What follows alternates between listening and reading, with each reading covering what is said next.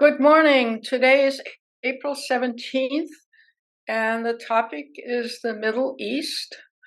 But before I talk about the Middle East, let me just say 1 minute about the Sudan, which is not the Middle East. It's below Egypt. It's in Africa, because that's in the news. And Sudan has had decades of civil war.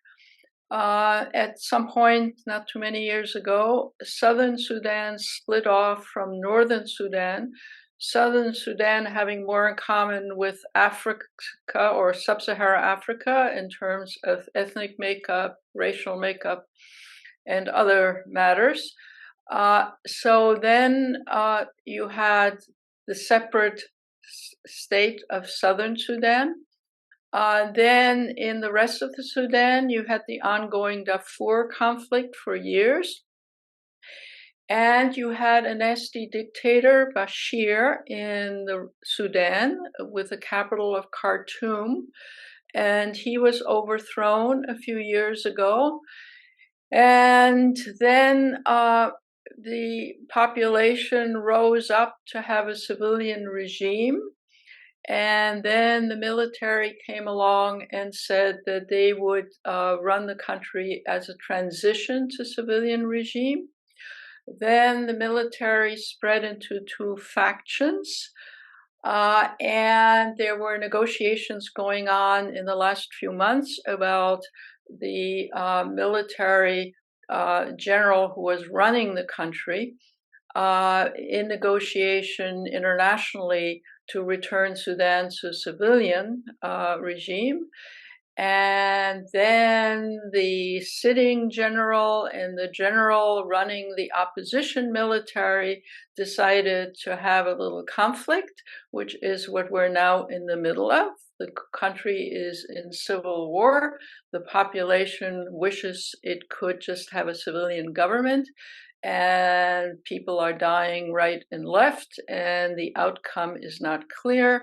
There's international concern about it and desires both in Africa, the African Union, and others to negotiate into a civilian transition, and before that to have a ceasefire and deal with these two military groups in general. The outcome is, and guess is as good, yours is as good as mine. But I just wanted to mention to you that this is a very major country, about 40 to 45 million people, very large landmass, not an irrelevant, pokey little country. And how this all plays itself out, we need to keep tuned. Now, the Middle East itself is also in transition and somewhat of a mess. And while I would love to talk about each of these countries in the Middle East, let me stay in my lane and discuss some of the interstate and international repercussions, what's going on in various parts of the Middle East. So obviously the country that has gotten most coverage in the United States has been Israel. As you no doubt know, there is uproar and demonstrations in Israel. I don't want to get into the weeds of Israeli politics, but just to mention the kind of spillover that this conflict is having in the region, which is quite serious. So the current Netanyahu government is trying to change how business is done in Israel. And the secular Israelis, as well as what we would call maybe Reform Jews, are demonstrating against the changes. And on the other side, there are the Orthodox right wing of the Israeli political spectrum, many of the settlers on the West Bank. And they do support not only the current Netanyahu government, but also the ministers in the Netanyahu government, which come from the ultra-conservative wing. So there is much of a mess and much to discuss in terms of inside Israel. But in the meantime, the uproar in Israel is spilling over not just into the West Bank, but into Gaza, into Lebanon, and many involvements, right, left, and center, which I just want to say a few words about. One of the things that the more centrist Israeli population is concerned about is, of course, the Palestinians and any solution to the Palestinian situation. The right-wing ministers, one of whom actually announced, I think a few weeks ago, as far as he's concerned, there aren't any Palestinians. Well, there are lots of Palestinians. There are lots of Palestinians in the West Bank. There are a proportion of the Israeli population, which normally are not referred to as Palestinians, are referred to as Arab Israelis. They're the Palestinians in Gaza. They're the Palestinian refugees in Lebanon and elsewhere. So, and not to mention that a chunk of the population of Jordan are actually Palestinians. So from a Palestinian perspective, the domestic situation in Israel obviously animates, the idea that something needs to be done about Israeli politics. And the world is looking on. And in the meantime, there are, as you no doubt know, Palestinian jihadist groups, one coming out of Gaza, otherwise known as Hamas. And Hamas is essentially a Sunni outfit. And then there's Hezbollah, which operates in Lebanon, and they're essentially a Shiite outfit. Now, the Shiites and the Sunnis normally don't get along, but believe it or not, given the current Israeli situation, there's beginning to be some cooperation between both of these groupings, Hamas and Hezbollah. How much cooperation there's going to be, wait and see. But in the meantime, missiles are being lobbed into Israel from both Lebanon and from Gaza. And that, of course, animates the current government to do more defense in those parts and rallies the ultra conservatives in Israel, both in the cabinet and outside the cabinet, to say, we're going to participate and see what can be done here. So there's a lot of violence. People are getting killed in Israel, Israelis. Lots of Palestinians are always getting killed. In general, when, let's say, 5 Israelis get killed, 15 to 25 Palestinians get killed because, of course, Israel can respond and does respond. Now, from the perspective of the international realm, this has all kinds of interesting spin-offs. One of the spin-offs, of course, is that allies like the United States that have been funding the Israeli military over the years to very large amounts, part of a very large chunk of the U.S. aid budget has gone to Israel over the years. So the U.S. is desirous of battening down the current violence and getting the Israeli government to compromise. And the president of Israel, Mr. Herzog, is trying to negotiate some kind of compromise. But meantime, other actors are getting into the act. And there are quite a lot of Israeli companies which are trying to leave or have left Israel, which is not good for the Israeli economy. And before this whole new crisis developed due to the desired changes of the Netanyahu government to how Israel functions, Israel has been sort of making peaceful and reasonable noises in dealing with its Arab neighbors, the United Arab Emirates and so forth, all of whom can benefit from Israel's technological prowess. And so they were, and I have mentioned in a previous talk, that they were not paying particularly attention to the Palestinians anymore because they were dealing with Israel and pursuing their own self-interest.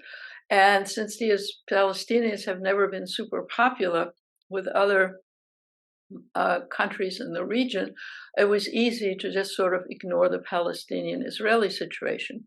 Now that this mess has kicked up in Israel, it is of course incumbent on other countries, other Muslim countries in the region and elsewhere, to say they're going to support the Palestinians.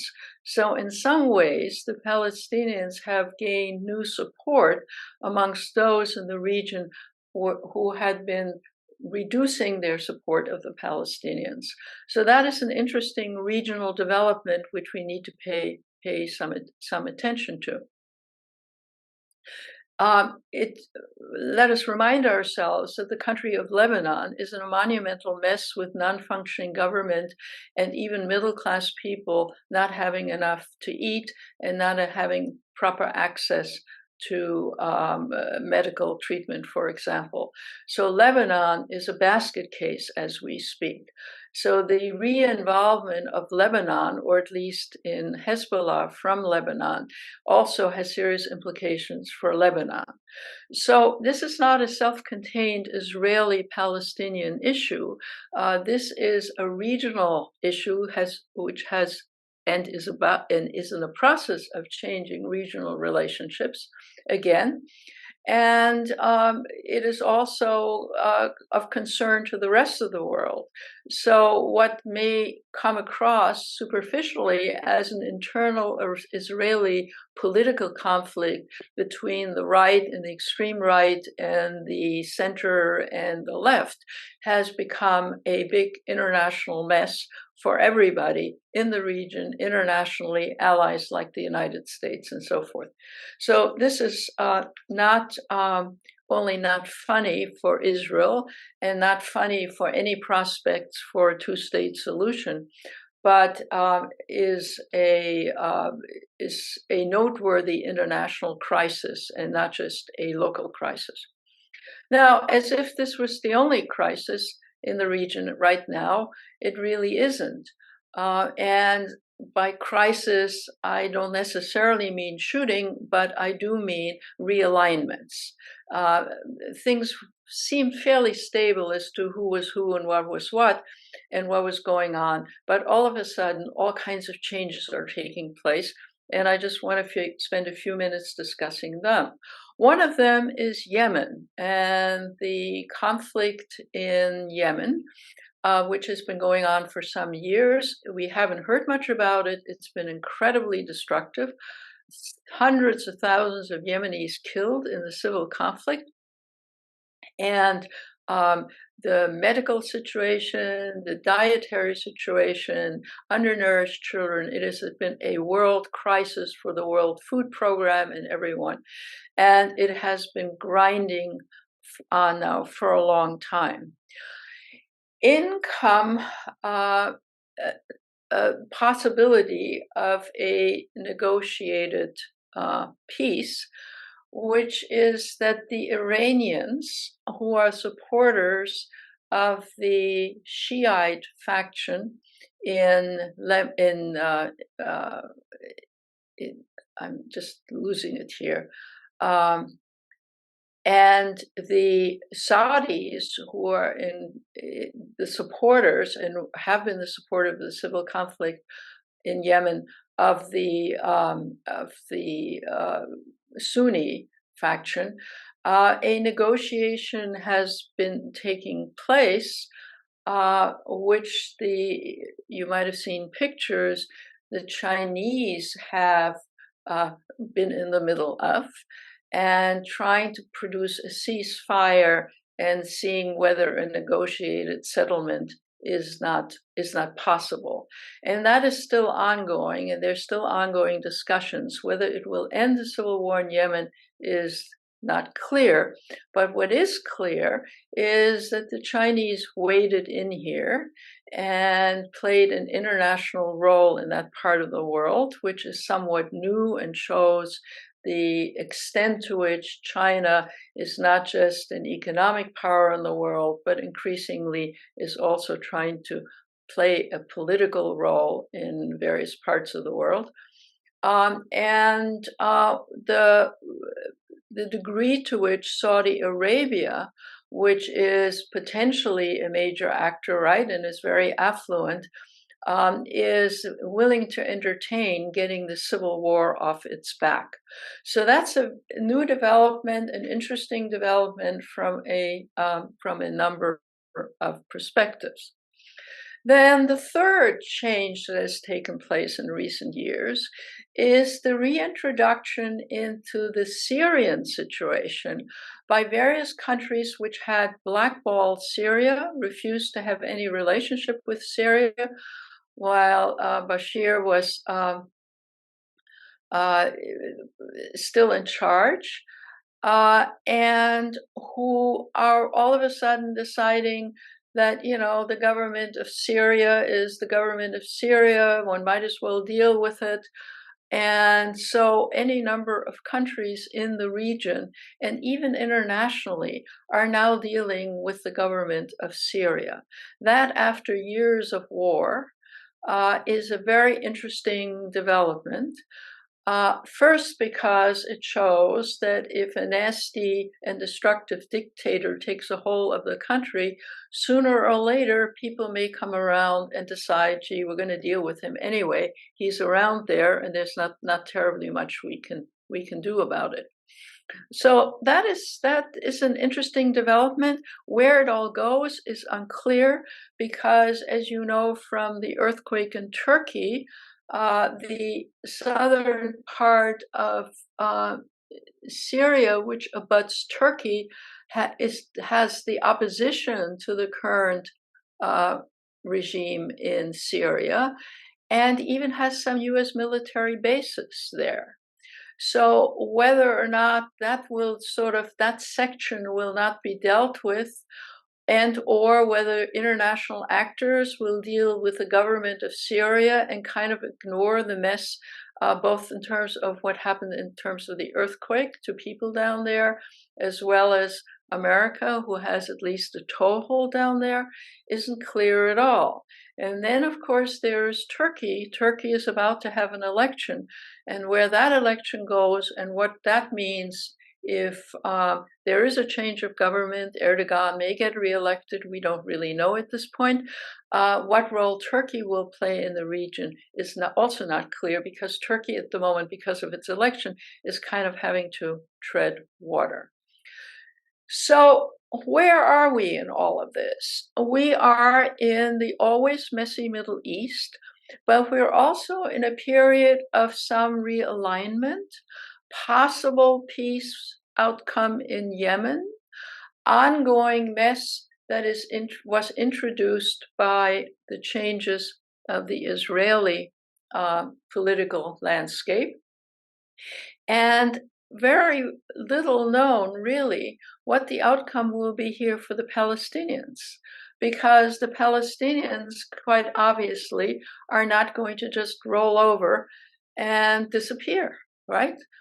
Now, let me go back to the Palestinians for a minute. One of the negotiating partners in any kind of way of resolving the Palestinian issue would, of course, be the Palestinian Authority in the West Bank. But the Palestinian Authority in the West Bank is almost not functioning at the moment. Their leader is 87 years old and not particularly in charge. And so Israel is correct when it says we don't really have anybody to talk to over there.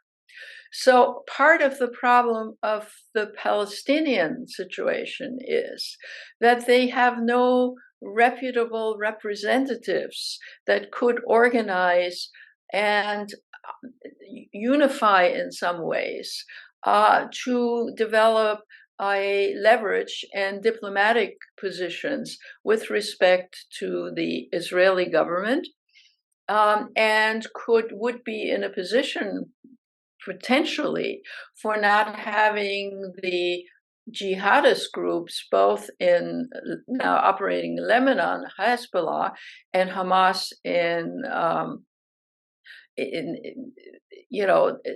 sort of saying, well, the Israelis are being violent against us. We're just going to lob missiles around. We know that Israel has a huge military capacity.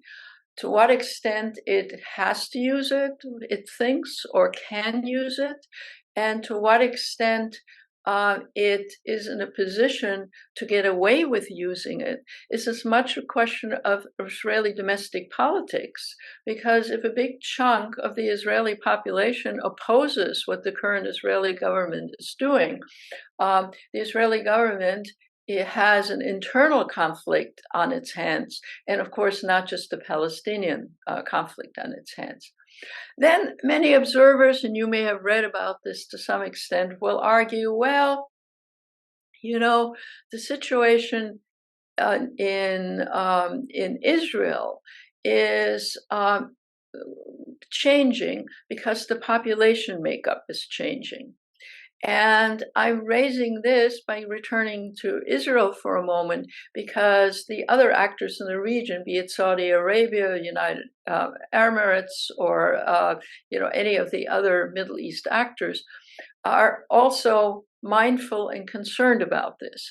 And that is the change of the population in Israel. The Israeli population, which is either secular or non right-wing Orthodox, let's put it this way, is in fact a shrinking portion of the population in Israel. Why is this so? Well, because the settler populations in the West Bank are having huge numbers of children compared to middle class and more secular Israelis. They're having 6, 7, 8, 9 children. Israelis, like other countries, the United States, Western countries, are having 1 or 2 children. So there's a shrinkage of the Israeli population, which favors a more reasonable liberal politics inside of Israel, and favors a solution with the Palestinians that is a two-state solution. So the people in favor of a two-state Israeli solution will demographically be reduced, and the ever-increasing radical Orthodox component of the Israeli population is ever increasing in their percentage of the population, and will eventually, in a decade or so, probably dominate.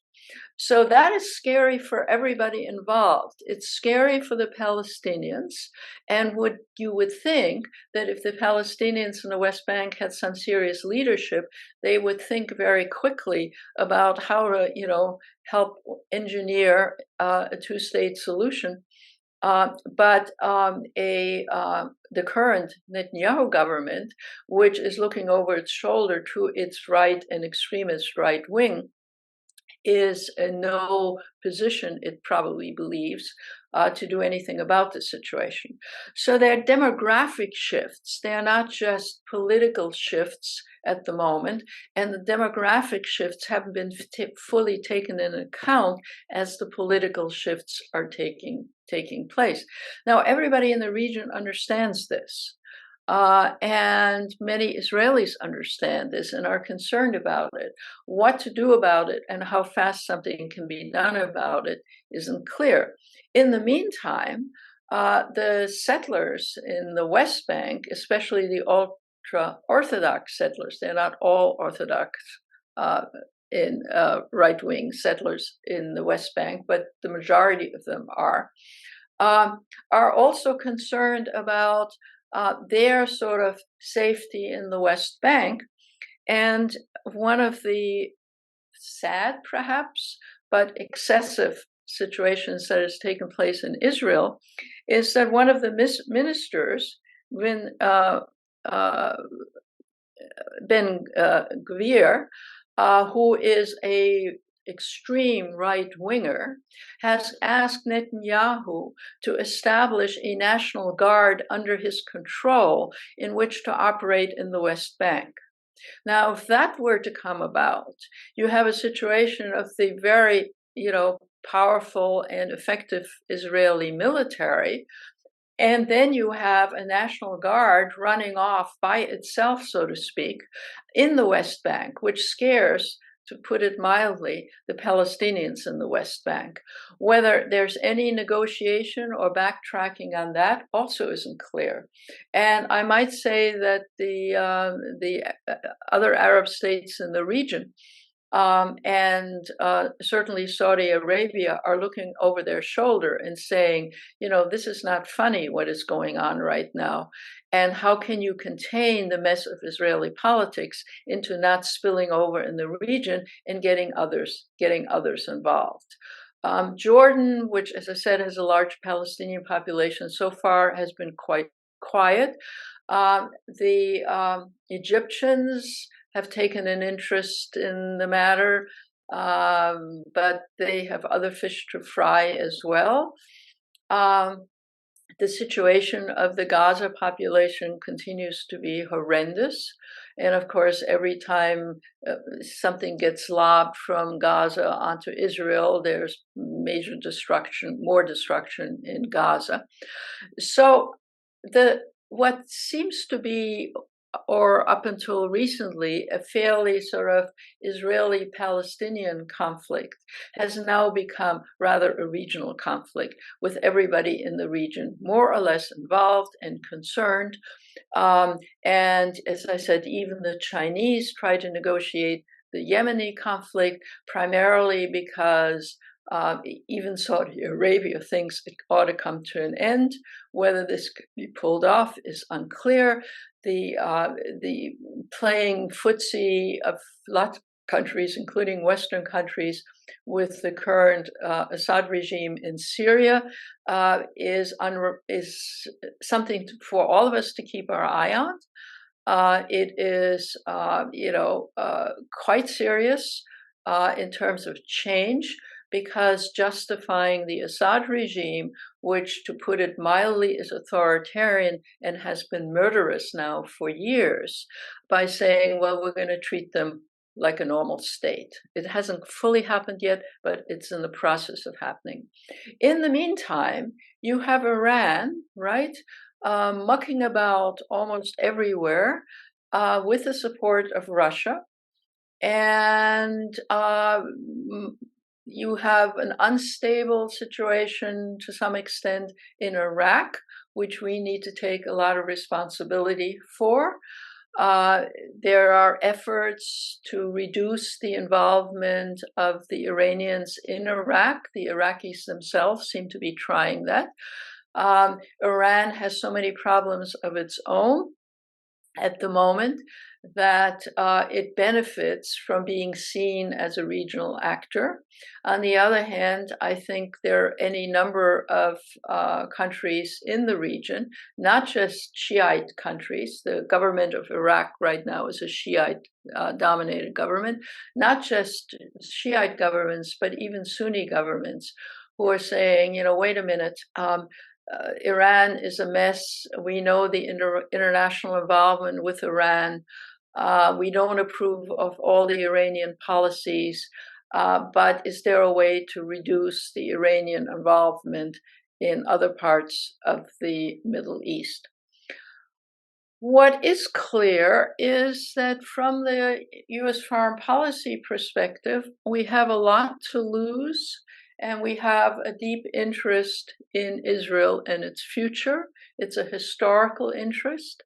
And at the same time, we, as Israelis' friends, are perhaps in a position to still have some leverage about what's happening in Israel. And insofar as the U.S. is able to weigh in, there are also more self-focused interests on the part of the U.S., because it's not just that we have supported the buildup and the development of the Israeli military. It turns out we actually have military hardware that is American sitting in Israel. And that hasn't gotten a lot of publicity, but that's well known, or pretty well known, in the region. So there is a direct bilateral interest on the part of the United States and what to do in terms of its military involvement, not only in the Israeli military capacity, but also in its own military sitting out there. Very difficult for U.S. foreign policy, because a large chunk of the American population will point out that, Israel is our friend. We have been supporters since independence. We don't want to do anything which hurts Israel and its future. At the same time, what is currently going on is not in the interest of U.S. policy, not just in Israel, but in the Middle East. So many things are in flux at the moment that it's difficult to say anything very definitively. What one can say definitively is that Saudi Arabia is trying to play a larger role, Iran is trying to play a larger role, the Russians continue to play a role through Syria and elsewhere. The Chinese are saying to themselves, maybe we can, offer our good offices and bring people together. It makes us look good, even though we're not particularly involved in that region. So all I can say, based on all these minutes I've used up, was to describe the mess in the Middle East. But before I sign off, let me say, if you look at a map and see where the Middle East is and how much shipping goes through the Middle East and how much U.S. treasure has been spent in the Middle East, and how problematic what is happening is, and how our eyes in some ways have been taken off the Middle East and onto, our conflicts with China, one can only say that if Americans were not so focused on China at the moment, maybe we could focus more, and our government would feel empowered to focus more on a very volatile part of the world, which could easily have spin-off effects onto Europe, onto sub-Saharan Africa, onto even, parts of Turkey and beyond. And it's a situation where any given country in its foreign policy dare I use the word propaganda to its own population, is able, in a sense, to direct people's attention to some part of the world. And I'm afraid our attention has been directed towards China, and there are other chickens to fry out there, which we've been paying less attention to. And while on the evening news, it has been shown, the demonstrations in Israel, there are serious implications for other countries in the Middle East, and other things are happening in the Middle East that are not linked to the Israeli situation at all. Syria, reconstruction of the earthquake, droughts, dire situation in Yemen, dire situation in Lebanon, none of them getting the adequate attention, and to some extent not even the adequate support that is needed in a region which is very inflamed and which could easily spill over into many areas and many issues of the world. Thank you very much for tuning in. See you again in 2 weeks.